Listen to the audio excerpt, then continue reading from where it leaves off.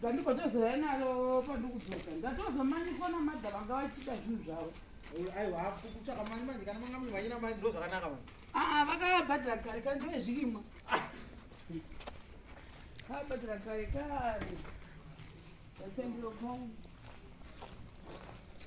is for the people ndauya kuno kwaZiko kumbonoona kuti chii chikuitwa namakapenda apo ndo zvandavinga muzuva ranhasi ese ayakamira kushanda guys andikona aya mapikiri chichichi izvi zvindakanga kutozvionawo nhasi right izvi zvandizvoshanda futi kurufini zvimwe izvi vetowe kana usingazivi une usingatozivi so now uri panapa guys honai tatanga guys what about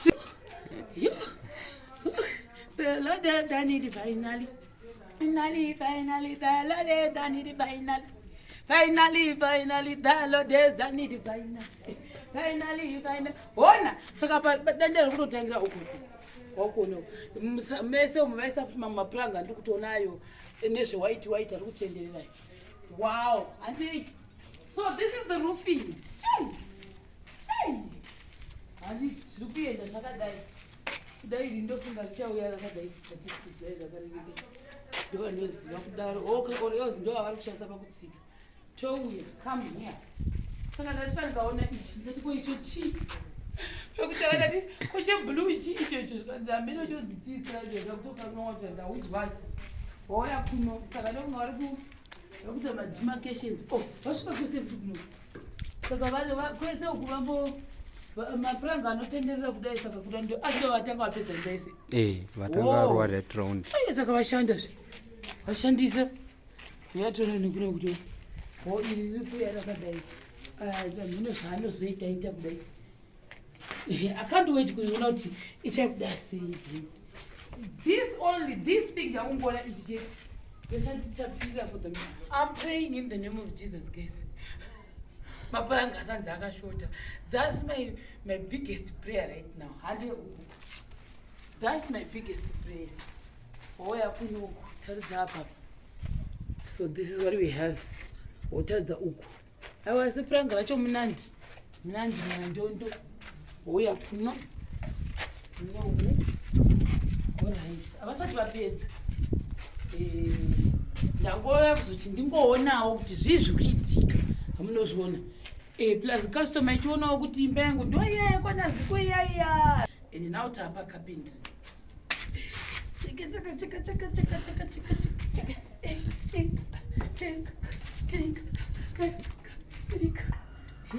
Alongside slimming.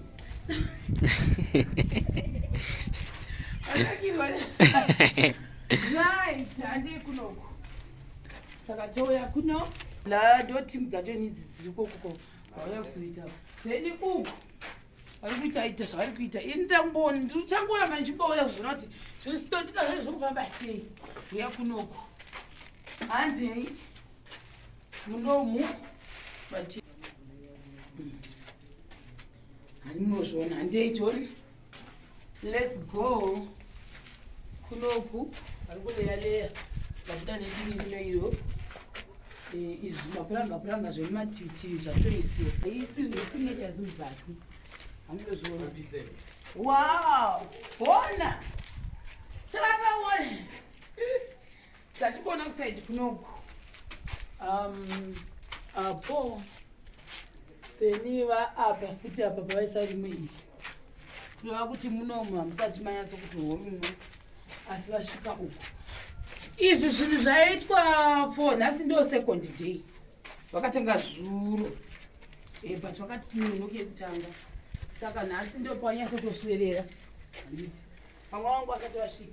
But kureva kuti kwese uku inodandela mukuona mapuranga ese aiswa ndofu. Handisi kuti nhasi wova nhasi. Ese atorohwa. Aruhwa basa mama. Muno mufutumu.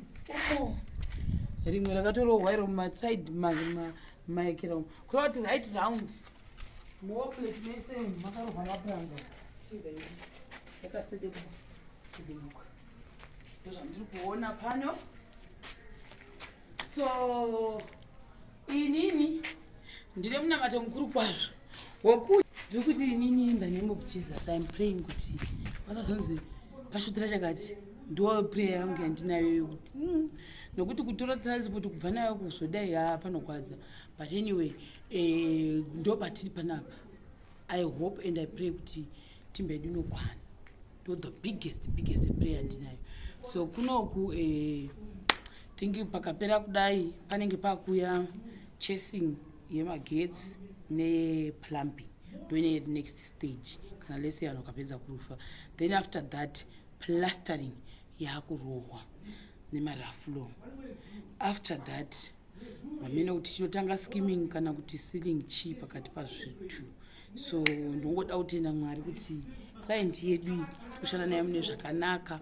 I never had problems, and also Murungu wedu ari panapa lenso shanda naye zvakanaka, always in touch nesu ende zvinhu zvake zviri kufamba zvakanaka. Paipapo ndangotosvika hangu dangonoti zviri kufambawo sei, saka ni team yawo plan yangoona kuti team yacho yazosvika yese here kana kuti kudii. Saka I think vamwe vanhu vatozosvika nhasi kuti vabatsirane ndofunga kuona kwandiri kuita. Saka as I said I'm praying kuti timba yedu inokwana panapa patini. If iye yangu yekuti chinhu chisashotera ndini handina kuti ivo amunoona ivo vanenge vachizokwana but ndei chiti in the name of Jesus zvinhu ngazvikwana. So guys, for the people ndakuda kutodzokera zvangu ndandonyanya kufambira chete, nothing else. Ndanangotoka kusura mangwana ndichaona kuti ndichadii because my inspections edu ane madays ekuti nhasi kwakati. Then vanhu vangu vaya vane mafarm products, guys, for the people nhasi atingi ndambosangana nevamwe vandapa list rangu ndinaro.